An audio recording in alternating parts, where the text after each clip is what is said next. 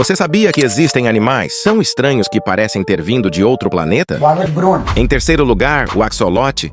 Esse bichinho vive como se fosse um bebê para sempre e ainda consegue regenerar partes do próprio corpo. Olha, meu povo! Em segundo lugar, o tardígrado. Ele é tão resistente que consegue sobreviver no espaço, sem água e sem comida por muito tempo. E em primeiro lugar, o peixe-bolha, considerado o animal mais feio do mundo. Me esculachou pra caralho! Ele só fica com essa aparência bizarra fora da água por causa da pressão. Agora, se você ama sua família, comenta um coração e segue o canal.